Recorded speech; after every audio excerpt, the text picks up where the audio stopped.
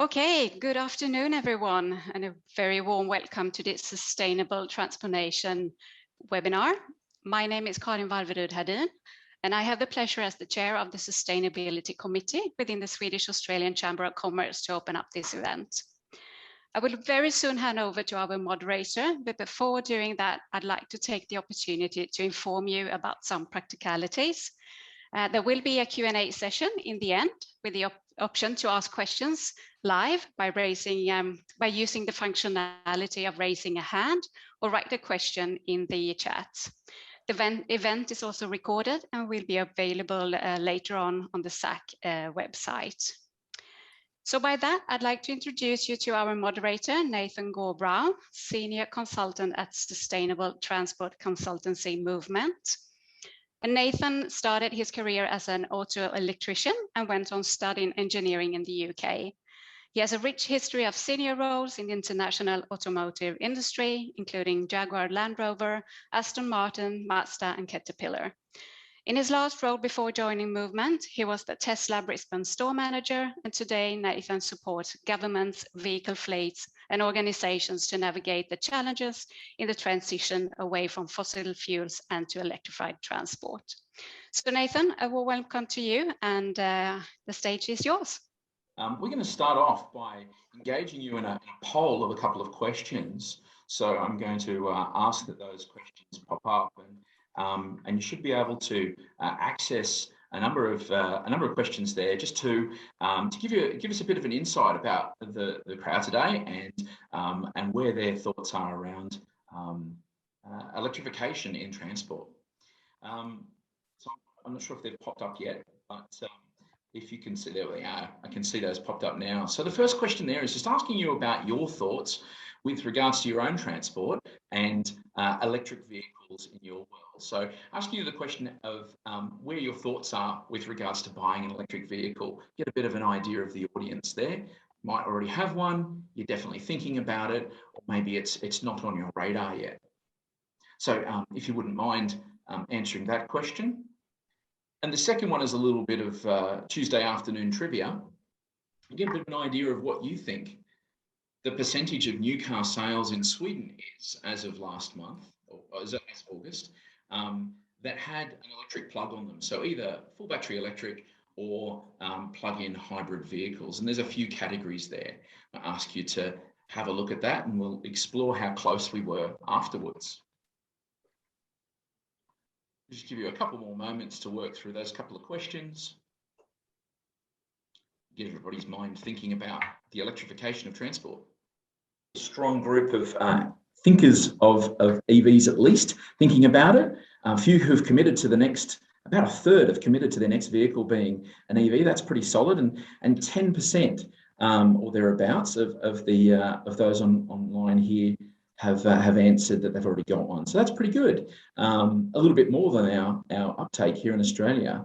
And look, we've obviously got high hopes for our friends in Sweden. So that's fantastic. So we've got about a third who have thought it's between 10 and 30. And the majority have actually got it right today. So the number of, or the percentage of market share in Sweden for the month of August was 47.1%. So a really high market share in Sweden. Electrification is certainly a large part of the mindset there. So thank you very much for that.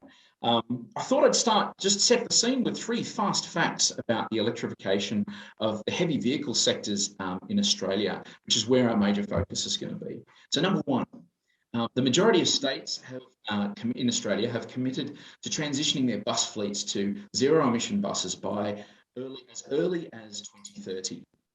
That's 8,000 in New South Wales, 4,000 in each of Queensland and Victoria, and more in other states. A total of just under 20,000 buses nationwide.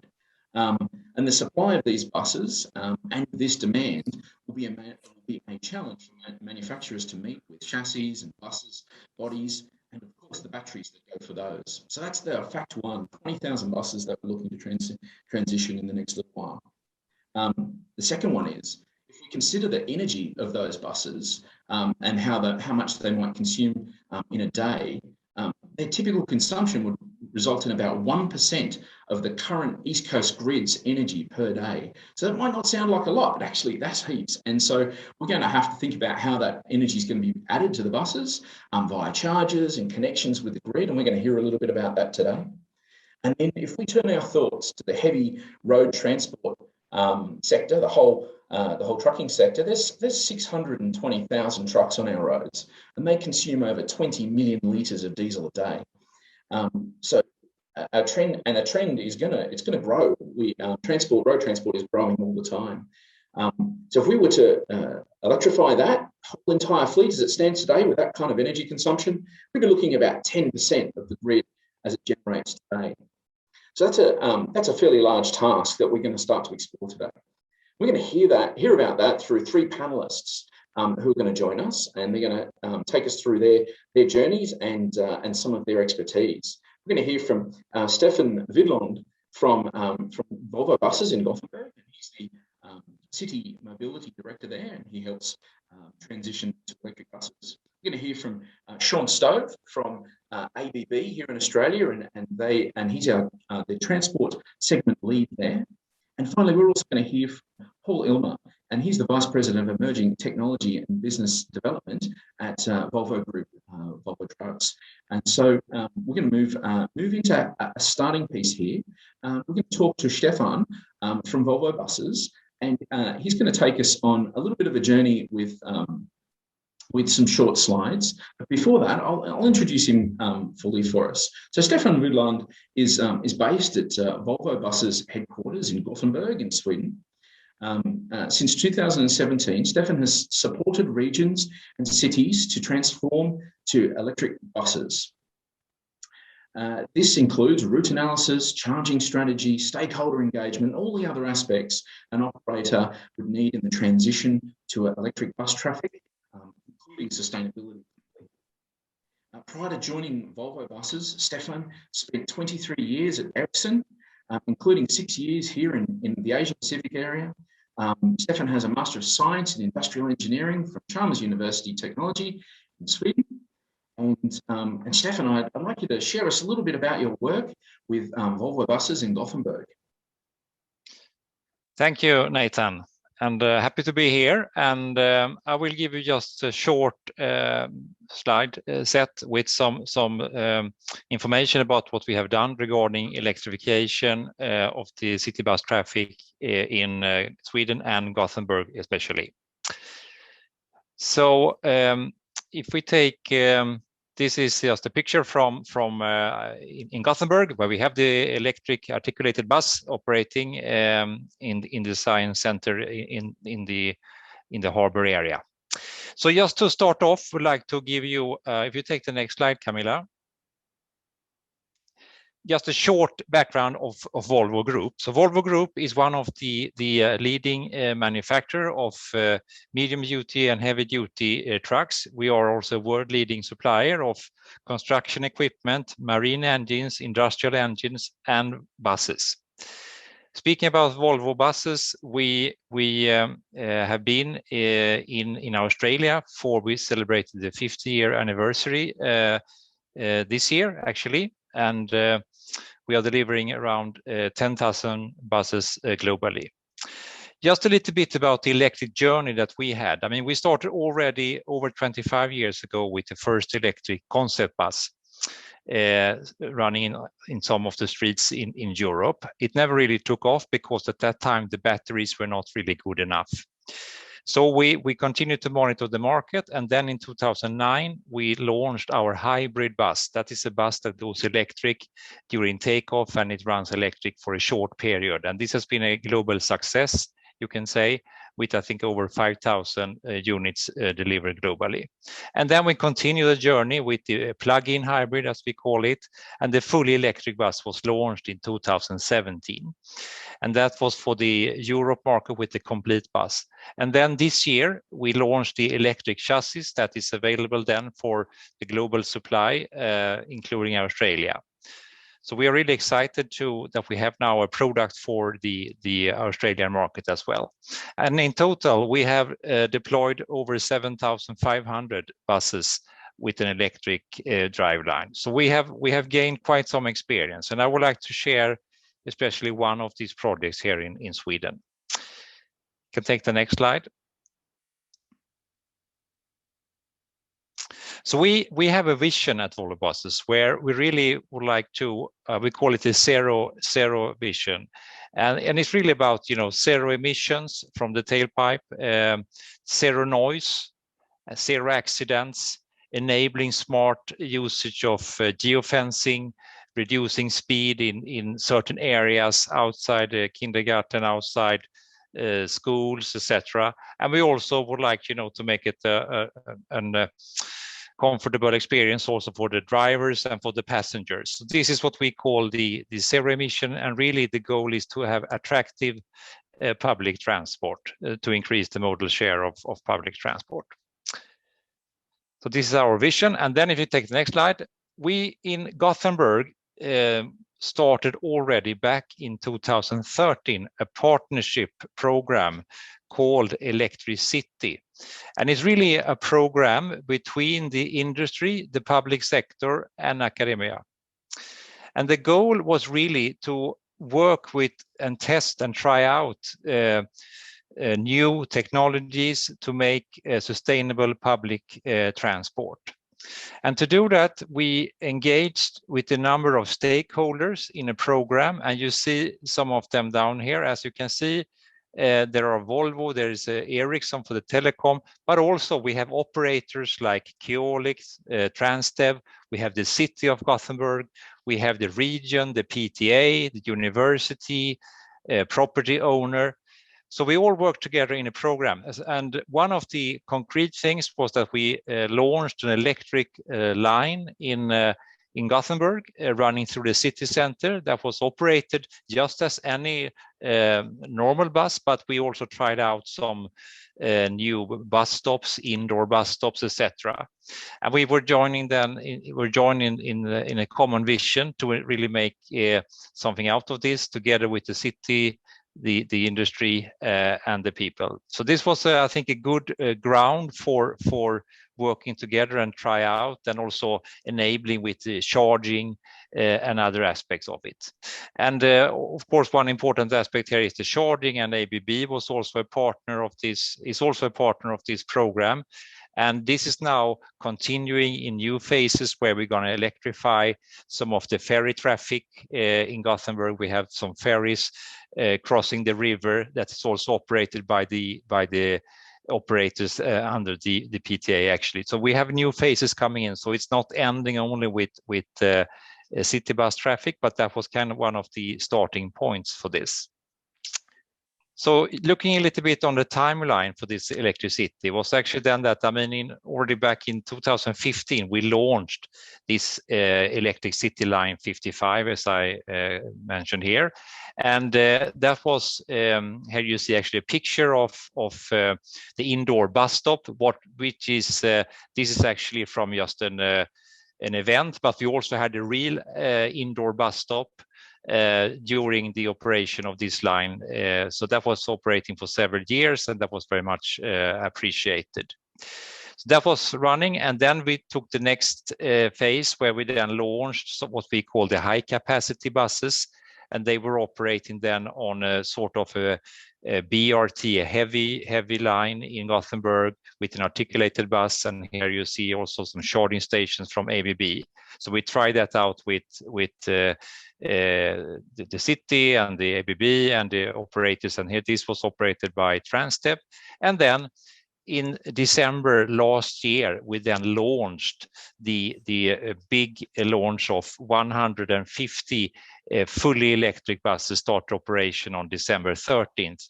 And then we also had from before around 30, making it up to 180 electric buses operating. And they are now operating here in the city, and there will be another large number of buses during next year already procured by the operators and headed by the PTA.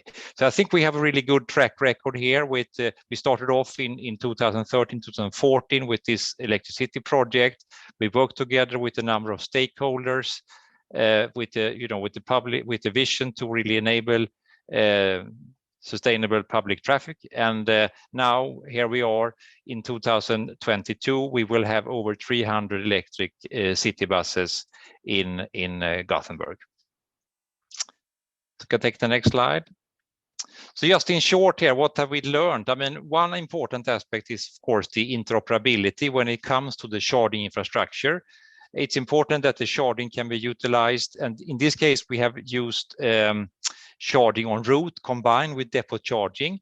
So these chargers can also charge any type of electric bus that is following what we call the OpCharge standard. So it's an open standard, and it enables the usage of electric bus traffic. Cooperation is really important, as mentioned here. Look at the vision, what you want to achieve. Looking at the life cycle analysis as well for the different phases of the production, of the in-use, and also the recycling aspect. So have a holistic view of the life cycle when it comes to introduction of electric city bus traffic to have the best effect of it. And not the least here, what we have learned is really important, and I think we will hear more about that, is that you also need to really consider the grid power availability along the route and at the depots, because a handful of buses is normally not an issue, but when the fleet starts to grow, there will be quite significant power requirements. So this is one important aspect that we learned and that we convey to our partners and other cities.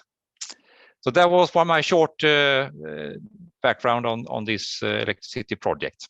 Yeah, thanks for that, Stefan. That's fantastic. It's obviously been a really swift activity in Sweden, and we've seen a swift change. And you've supported some sizable fleets to transition to electric. What do you think the drivers were for the PTAs and so on to engage in these projects?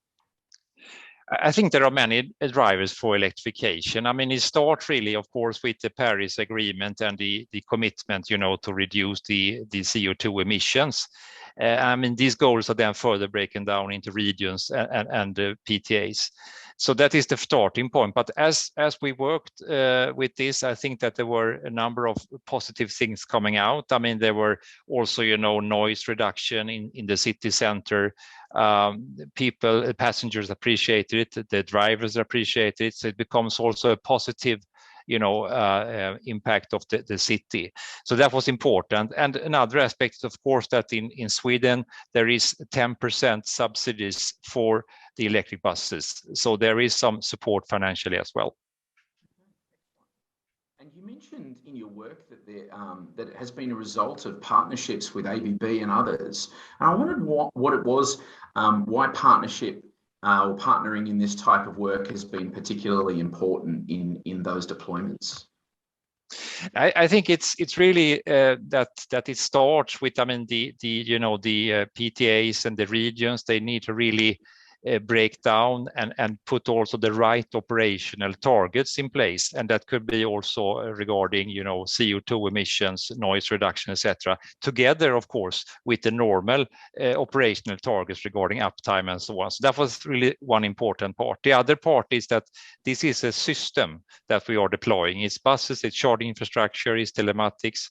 So we really need to be working together in a proactive way with different stakeholders. So I think the collaboration setup is really key in this area. Yeah, fantastic. Well, thank you, Stefan. I'm sure the audience will have a question or two for you in a short while, but I might turn now to Sean Stove. Sean is ABB's head of transportation and rail segments, and since joining ABB in 1997, Sean has held numerous roles.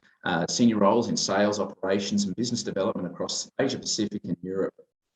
In his current role, he's responsible for leading ABB's offering to the rail and transportation industries, from innovative solutions for rolling stock to energy-efficient solutions for power infrastructure, and right through to software optimization for asset health and management.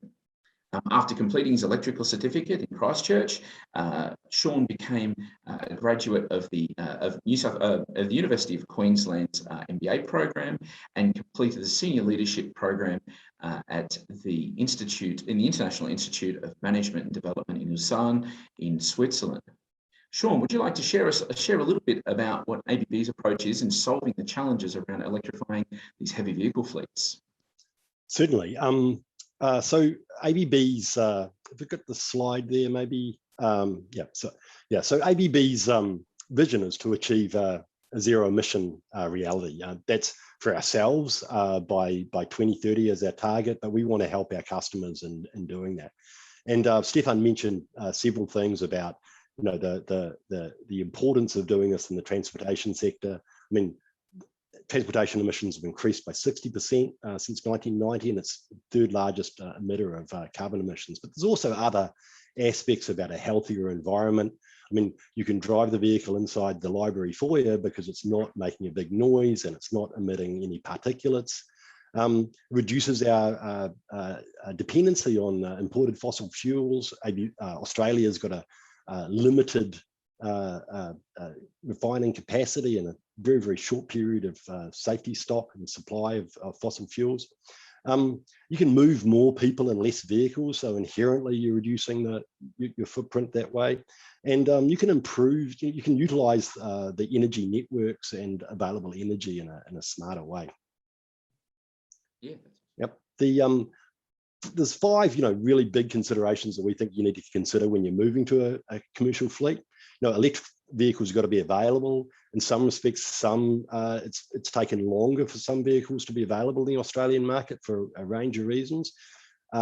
Stephen also touched on, you need to be able to charge all EVs, and this is a moving thing as EVs develop. So you need to make sure that your charging installations are interoperable across all vehicles, like using the OptCharge standard, but also upgradable and future-proof, so that you can make sure that future vehicles and larger fleets can be catered for.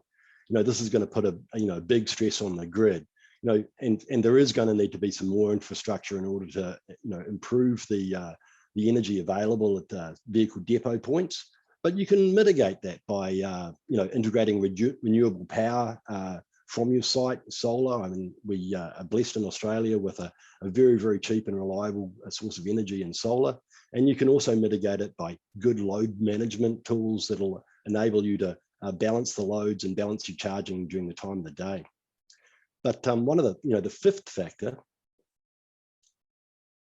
is this also gives us a great opportunity to utilize the Internet of Things to improve the performance of all of the assets in your fleet. So you can not only manage the load on your site, but you can, using protocols between that, you can also integrate that into your fleet management and lots of other factors. Thanks. Thanks very much for that presentation. I think that it really sets out some of the challenges that are faced, but also some of the solutions. I just wanted to touch on some of those challenges that we face in implementing the change to electric fleets. And what are the types of challenges that you see unique to Australia, and how could we learn from some of those overseas deployments like we've seen in Sweden?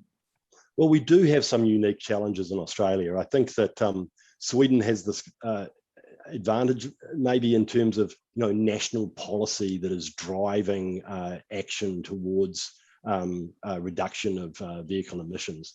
One of the other factors that I think is important is that, and an advantage that's maybe a little bit harder to solve in Australia, is that in Gothenburg, for example, the same state that owns the electricity authority and is running the transportation system, they can coordinate. Whereas in the electricity market in Australia, without clear policy and incentives for electricity network to proactively approach this, it can be a complex thing if you want to improve the power in your depot. And also we have this variation from state by state, and really this means that it can be quite complex to get a full range of vehicles that comply with design requirements as they vary from state to state. Yeah, that's fair. And what about temperature as well? Obviously, you have a very different climate, particularly from Sweden. Is there any elements around that that's particularly of interest, concern, or even opportunity for Australia? Well, I suppose that the temperature is because of the sun, right? And that gives us a great opportunity to harvest solar energy. But ambient temperatures in Australia, I don't believe are really that significant a factor. Certainly, electric vehicles run in a lot hotter places like the Emirates and things like that, that are far more demanding than Australia. And the normal temperature limits in Australia are well within the thermal comfort range of batteries. Also, most battery packs and a lot of battery packs in vehicles are independently cooled as well, so it becomes almost irrelevant. Yeah, fantastic. And your slides mentioned the cloud and connectivity being a key part of ABB's approach to these challenges. Could you expand on why and how it will benefit operations here in Australia? Well, I think that as you're rolling out this new technology, it gives you a really good opportunity to move with the digital way of things, and that means that for example, all of our charging infrastructure is can be remotely monitored. So and you can use that information in order to prevent unexpected maintenance or unexpected outages. You can preempt anything like that by maintaining before things fail. You can use a lot of analytics in terms of looking at when charging is relative to the rest of the load on your site, what you can use in terms of how you can integrate battery energy storage or solar energy, or how you can use building load management of other aspects of in order to optimize the timing of when you're charging and eliminate as much as possible and mitigate as much as possible that peak load that is going to be the trigger that requires you to put in more serious electrical infrastructure, enhance your substation. What your peak energy demands will be. Yeah, okay, fantastic. We've actually got a live question, which I might just jump to right now because we're going okay for time. It's come from Simon Dougal for you, Sean. It says, does capacity planning of heavy vehicle fleet become a challenge to enabling charging of EVs? Is travel distances involved in Australia a challenge as well? Well, I suppose that's one of the, it is fair to say that from interstate transportation does present some challenges for in logistics.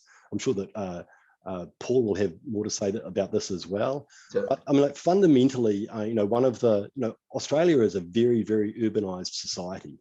I mean, we may perceive of ourselves as scattered across this glorious land, but in actual fact, most of us live in a more urbanized way than many people do in Europe, in fact. And so the overwhelming majority of trips are well within the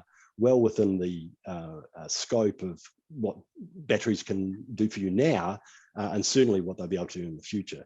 And with charging technology, we've just released the Terra 360 charger, which will charge 100 kilometers in three minutes.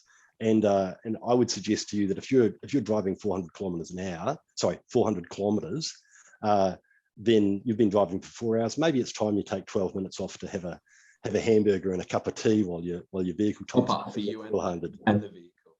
Good to have a rest. That's fantastic. Thanks, Sean. That's great. And I'm sure that there are a few more questions will pop in for you around that charging infrastructure. And I'm going to turn around to Paul Ilmer and have him tell us a little bit about the trucking side of things. Paul is the Vice President of Vehicle Sales Strategy and Support for Volvo Group Australia. Paul started his career in heavy transport in 1997, working in various heavy vehicle retail roles until 2003, where he moved to Brisbane and joined the Volvo Group.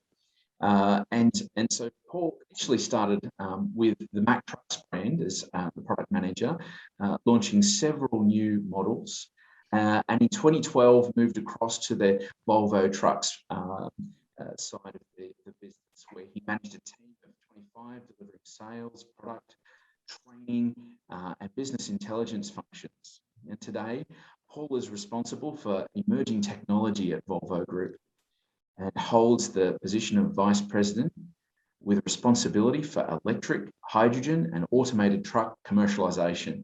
Would you like to share a little bit around Volvo Group's work in zero emissions trucking? Absolutely, thanks, Nathan, and really happy to be part of this panel today. You know, there's so much interest in decarbonisation now, and it seems to be growing quarter by quarter. This is actually my 4th presentation today, so you know, it's fantastic. And we, I think, kind of to start off a little bit, when I started in this space back in 2019, actually, when we knew that there was vehicle coming, we knew there was product coming from Sweden, and we kind of had a bit of a glimpse into the future as to what that could look like. I don't think we fully understood where this was going to lead us. So, Camilla, if you can just put the first slide up, actually the only slide. So I'm going to talk to this a little bit and talk about our journey and sort of cover these sort of three different areas, but I won't take too long because I think the value is going to be in the Q&A and some of the questions that come out of this. And I've probably got the easiest task on the panel because I get to really build on what Stefan and Sean have both spoken about. But essentially, if I look at the opportunities today within the electric vehicle space, within heavy trucks, there's quite a few opportunities for any rigid vehicle around 16 to 20 tons, and that is sort of looking to do around about 200 kilometres a day. So as many on this call may know, we've got 2 trucks right now in with Linfox in Melbourne. One is with a company called Bev Chain, and that is a dry body truck. It's a rigid, and that truck is actually carting Victoria Bitter beer around Melbourne. And the other truck is with Woolworths, and that's a refrigerated rigid truck. And the thing I'll say about both of those vehicles is that what surprised us, I think, is after a few years of sort of getting the specs ready and really getting the Volvo Group and our dealer network, in particular the dealers that are supporting those vehicles ready, the implementation and then the experience with those trucks has been absolutely seamless. So we've had no issues at all with them. I think we've been very fortunate, as Stefan mentioned earlier. You know, our journey started a few years ago with Volvo buses. So, you know, if you take the bus body off, and then if you take the body off the back of a Volvo truck, the motors, batteries, architecture is all the same. So we've actually had really good experience with this. So from an opportunity perspective, they absolutely exist. We're talking to, you know, a number of customers at the moment developing use cases around some potential business cases. When I move into the barriers, just in the interest of time, we still have some challenges around total cost of ownership, and I think it's important that we don't shy away from that, and we talk about that. So, like any significant technology change, you know, we are going to need some sort of support around total cost of ownership to really, you know, move this product from the early adopter to then some sort of a mass market. So we're talking to government a lot around that at the moment. I think Stefan may have mentioned earlier, and perhaps Sean, from an ADR perspective, and ADRs, for those that aren't familiar with it, is in the Australian design rules. We are going to have to see some sort of flexibility around those to then cater for electric vehicles around sort of the axle weights and things like that. You know, so to grow a meaningful market, our heavy vehicle national law is quite old, so it's going to need a bit of a review to make sure that then it does cater for zero emission vehicles. From a charging perspective, you know, we're really fortunate to have partners like ABB, you know, in this space, because from a route charging perspective, it's very different than depot charging. So all of our vehicles today are supplied with a 22 kilowatt AC wall box. It's not even a charger, you know, it's an energy source that then the truck itself converts into, you know, to DC. So that's very simple. But I think it's really important that the wider industry is looking to engage people like ABB to make sure that then from a route charging perspective that analysis is done properly, because, you know, to really get the most out of these vehicles for opportunity charging, you really need to do the groundwork. And that's actually a really good lead in when it comes to technology, because what we do at Volvo Group is a little bit unique. We have a battery configuration analysis tool, and I probably should have put an image up of it, but effectively what we're able to do, and where this has evolved, and actually this was only updated two days ago, we could put in a customer's route, or for example, we're working with one customer at the moment. We've done 53 route assessments. We can do one route in about 5 minutes. We look at where the truck intends to travel. We look at the diminishing nature of the load. Is it going to run any auxiliary equipment, the ambient temperature, et cetera, et cetera. And then we can then make sure that we put the right truck into the right application. So for example, of the 53 routes that we've looked at for this particular customer, I'm going to say 15 or 20 probably makes sense. But, you know, using technology, using route simulations, for example, allows you to de-risk the journey and then to take care of range anxiety, because you've already zeroed in on the optimal application before the truck's even arrived. Monitoring is really important. We work with electric vehicles as we work with exactly the same as the diesel trucks. We have what we call Volvo Connect.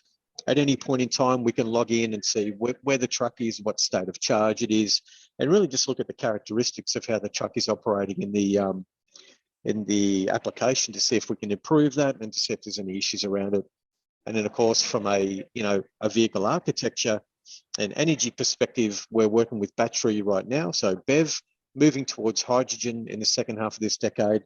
And the point I wanted to make on this slide in particular is that hydrogen technology will not displace battery electric. What will actually happen is battery will take care of routes or journeys around 300 kilometres in range. Hydrogen then will come in as a range extender on top of that. So it's really important, because there's a little bit of a narrative out there that, you know, is that battery technology is a bridge to hydrogen. It's not the case. They'll both complement each other and coexist. So I will stop there, Nathan, and take any questions you have, and then we can go to the panel. Yeah, no, that's really great, Paul. And as you said there, you know, hydrogen and batteries will kind of be like jigsaw puzzle pieces that sit next to each other, and they kind of roll in together. I wondered, one of the things that we've noticed in each of the panelists, but particularly yours, is that those who are looking to engage and transition a fleet are going to have to deal with a lot of aspects, maybe aspects that they're currently not too engaged with in their diesel fleets. And so I wonder how you see Volvo helping them through that process. It's a really good question. And I would say that we typically call that a pre-study. And then that's really just an initial conversation. But part of the conversation is quite structured, because to be able to sort of lead customers from internal combustion to electric, there's certain parameters that need to be looked at, and then some analysis done. And it's not just route configuration. It's kind of what trucks are being used today, what's the payload, what does the customer's business look like in 5 or 10 years, and then, you know, with the route assessment, then really trying to overlay, you know, battery electric technology over the diesel. So kind of, you know, in some cases, customers may have to look a little bit differently. Traditionally, Australia has a really rigid segment approach where it's kind of light construction, local, regional haul, economic haul, demanding haul, and heavy haul. The difference with electric is you actually look at it not from a segment point of view, but more of a use case. So you kind of look at, you know, within the daily activity of the vehicle, how can you then, you know, maybe you might have to look at, you know, multiple vehicles, for example, or, you know, in some cases where customers are using smaller vehicles, you can then actually, you know, take a couple of vehicles away and use one EV. So it's really about having an initial discussion and then sort of mapping out, you know, those kind of particular areas that need to be addressed. And then, you know, it becomes relatively simple as long as the application is relatively straightforward. Anything that runs a PTO at the moment, I would say, is more difficult than an application that doesn't, from an energy usage perspective. Briggs, who's asked, what is the battery technology that is being used in your world, and what's the expected life of batteries that you're working with? Yeah. Okay. So we use lithium ion batteries. They're kind of we've gone through a generational change a little bit where from a company called Akasol to now we're embarking on receiving the cell packs from Samsung and actually installing those into our own battery chassis. But specifically around battery life, at the moment, our modelling tells us, and Stefan may have a view on this too, but we're seeing around 8 to 10 years, and again depending on the use of the vehicle as well. So it's not the thing that we know, for example, is that DC fast charging that alone won't, for example, cause a shorter battery life. It's simply the energy that's transitioning that's transitioning through the battery. So you know, we don't have any concerns at all about the lifespan of the battery. And in fact, what we're looking at the moment through Volvo Energy is to look at what happens in the second life of the battery. So we know that around a 20% degradation of the battery then sort of signals that perhaps that battery is ready to transition out of mobility. But what we're looking then is how can we then extend that life for another 10, 15 or 20 years within solar storage, for example. So we see that the battery asset itself can be repurposed and used for an extended period of time. And then at the end of the day, it can be recycled at the end of its life as well. Is the time of day when charging occurs important in Sweden to support the grid, say for instance, solar peak time or maybe other generation sources? And did you have to change operations to achieve optimal timing for the use of the grid at its best time? Yep, thank you for the question. Very good question. I think that in Sweden in general, I mean, this is becoming more of an issue. I mean, it's not so much of the amount of energy. There is no lack of energy, but there is a lack of power in the local grid sometimes, as we see the electrification increasing. So this is becoming increasingly important, and we look into that aspect quite early as well. I mean, there are different, one way to deal with it is, of course, to charge during the day along the route, for instance. So this is becoming more and more important, but we have so far, I mean, we try to see at how the operation is run, and then we will, suggest the usable energy required, the charging strategy to fulfill that. So we kind of never change the operations or say that the bus has to go another timetable because of the electrification. So we try to adjust with the number of parameters, I would say. Yeah, sure. And Sean, what are your thoughts with regards to the Australian elements to that? Well, I think that, as I mentioned earlier, I mean, one of the most important things is to have some kind of integrated load management of the energy that you have available at that depot charging site, and to optimize when you're charging vehicles in order to maximize the use of the available energy, and to charge the vehicles when they're needed to go out on the route. And again, that can be reinforced by battery energy storage locally, and it can be enhanced by renewables. But Stefan also makes a very good point, is that I think that we will see opportunity charging occurring away from the depot as well as fleets mature, because obviously if you distribute where your charging load is across a wider area of the network, and utilize areas where there is sufficient power in the network to charge when the vehicle is stopped at a terminus stop, or where the vehicle is stopped even briefly at a bus stop, that can really mitigate a lot of those issues. Yeah, okay, fantastic, Sean. guess in a similar light, we've got a question that's just popped in from Emma Sutcliffe, and it's particularly for Paul and Stefan, but I think it's very much in the lines of what you just mentioned there, about that en route charging. So the question is, when you talk about route planning, how are companies accessing en route DC charging? Is charging timetabled? How do we look to organise public charging as fleets in heavy vehicles and so on will compete with the charging infrastructure that's out there? Is it a thing, and will it be a thing anytime soon? Would you like to start, Stefan? Please go ahead, Paul. Then Sure, I can fill no in. worries. Cool, no worries.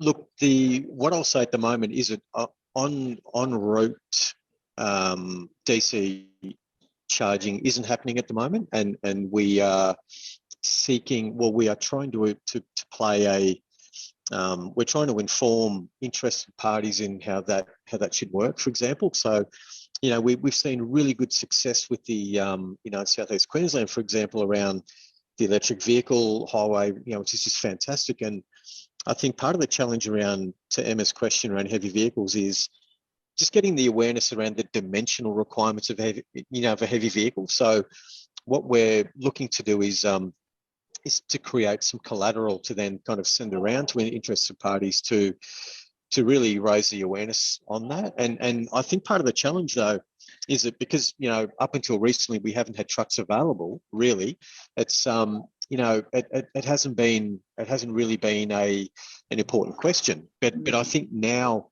and again with the support of ABB, is it's not that difficult. But it may take an approach at some time, like what's happened in Sweden, where we may have to look at some consortiums and that sort of thing and sort of try and get interested parties together to solve it.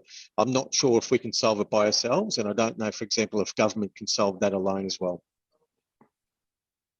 Yeah, I can just add to what Paul was mentioning there. I mean, when it comes to buses, I mean, we and the charging en route, the upcharge that we saw there from ABB, for instance. I mean, we are working with DC charging, so that is DC charging that we use along the route, and of course. So that is happening from our side. But then, of course, when it comes to managing that, I mean, what we do, I mean, in many projects is that there is not enough, grid power available. So then you need really to take from the medium voltage grid and have a project to take from a transformer and then through rectifier and charger, etc. So I mean, sometimes we have seen projects like, for instance, in Poland, we have this a lot, where I mean that part, creating the available power through expansion of transformers from the medium voltage, is also quite a large project. Also, in same size as the charging infrastructure itself. So this is definitely an interesting topic. And there again, I mean, I think it's important that the city and in the region is really committed to what they want to achieve with electrification. And could I also add that, with faster and faster chargers becoming available in the market, I mean, like when you look at, smaller courier type vehicles, smaller delivery vehicles and things like that, it's really in the interests of providers of DC charging, to see how provision of DC charging where the driver might be doing something else at the same time is a real advantage for them. Because if somebody, if you have a charger, a fast charger outside your restaurant, the courier driver is going to stop for a sandwich anyway. If he's much more likely to stop at your stop if he can get a charge there. That's going to eliminate his need to return to the depot to put further strain on the charging infrastructure in the depot and the time involved in doing that. So I think that we will see, as years go by, an increasing number of businesses across a wide range of hospitality and related type industries that will be looking at providing fast DC charging, not only for their staff, but for their customers and to make it a value add for their business. it's around the requirements, and maybe Sean, you're best placed to talk about this one, about the requirements of energy that would be required for an electric bus or heavy vehicle.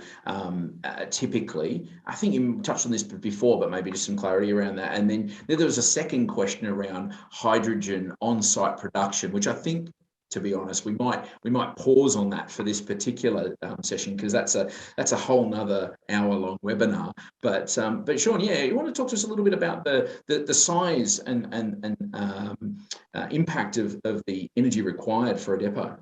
Well, I mean, that's a very much a how long is a piece of string kind of aspect. I mean, ABB, because we worked with the with upcharge and with those standards, we're currently working towards the MCS standard, which is the megawatt charging standard. And and for example, I mean, like, we're looking at how we can charge a ore truck, a 400 kilowatt hour, 400 kilowatt hour battery in an ore truck, so an ore truck can complete its a full cycle, all cycle, with a single stationary charge. So really, as time goes by, the capacity of batteries to accept higher, more and more power, more and more charge, the capacity of chargers to charge at a faster and faster rate continues to grow. And again, it just depends on the size of your fleet, how many vehicles you've got, and what your routes are as to what charging is required in a depot. Thank you very much.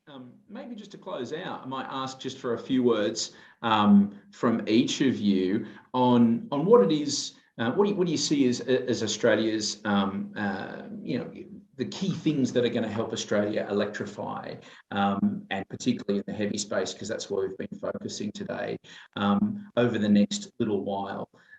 And maybe Paul, I'll start with you. Just a bit of an insight as to where you think the effort needs to be in the initial. Yeah, look, thanks, Nathan. I think, and again, we're in a fortunate position within the Volvo Group to have, very good technology and a dealer network that can sort of support. So from an internal perspective, where we feel really well organised. From the external view, I think we are going to need heavy vehicle national law to evolve along with zero emission vehicles, like it has over time with, just sort of Euro 3 to Euro 4 and Euro 5 and so on. And then I think government, to really build a meaningful market, are going to have to come and support for a period of time around total cost of ownership. And really, to build economies of scale, we need support, and we can't build those scales without that. And that's really to make sure that we can, again, sort of move from the early adopter to more of a, I guess, a mass market. But certainly from the vehicle perspective, an electric truck under that 300 kilometre range will do everything a diesel truck will do, quieter, more efficient, and in some cases safer. Possibly even cheaper. Yeah, absolutely. Sean, what about yourself? What do you think the key drivers are for that electrification in this next phase, from sort of early adopter through to some sort of early majority? Well, I think that we're very, very rapidly approaching a tipping point. Even despite of in all the areas that Paul mentioned, a comprehensive policy approach to this transition, because this transition is happening. And as Paul said, I mean, like, we are just seeing demand grow at a very, very fast rate. And the consequences of that is at present, because adoption has been so low for so long in Australia, I mean, like, we haven't had, maybe Volvo is an exception, we haven't had the same level of focus from a lot of suppliers and innovators and vehicle companies to the Australian market, and it hasn't been because we have been recognised as slow to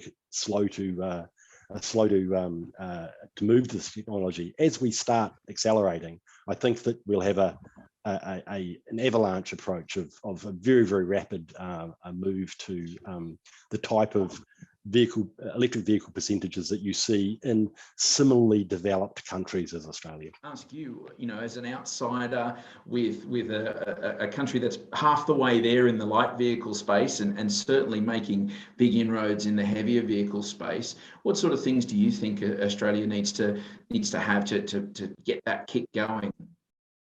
I mean, as mentioned, I think, of course, it's important to have these national targets when it comes to the CO2 reduction, etc. So that is a given one, and the subsidies that was mentioned here by Paul and Sean. So that's of course important. I mean, but the other aspect I think is regarding making it happen is that, and I think it will happen now in Australia definitely. I mean, is to be be proactive. Consider that it is really a system that needs to be in place with different stakeholders, be open, do not work in a silo approach. So I think that's important. And then, I mean, and that is happening already now in Australia. There are a number of projects that is starting, and they will, start small and grow fast. So I think it will really take off now. That's fantastic, and I guess while we haven't directly mentioned it, the Volvo BZL electric buses that are going into Perth, into Transperth at the moment, are a good example of that. I'm going to hand over. So first of all, thank you to our panelists. Thank you to everybody listening. I'm going to hand over to Camilla for her to give us an update on what SARC is doing in its programs over the next little while. Thank you very much, Nathan, and thank you to Stefan and to Paul and to Sean for sharing your expertise within sustainable transport, and also to Karin, who introduced the webinar for this afternoon. Let me just share quickly as well the slide which Karin had in her background in the beginning of the webinar, which is showing all the companies who are involved in the Swedish-Australian Chamber of Commerce Sustainability Committee. And we meet this on a monthly basis, and we plan webinars such as this one. And we also discuss, for example, quick wins, which we share in social media. And we plan also other activities to lead the way for Australia to become more sustainable. Keep an eye out for upcoming events, which will be on the SAC website. And we are more than happy to add you to the list when we distribute the information about all these events. And if you have any questions which we didn't have time to, you can also forward them to either myself or to Karin. We will be able to answer those, send them to the group on the panel today. But thank you so much, everybody, and have a lovely evening.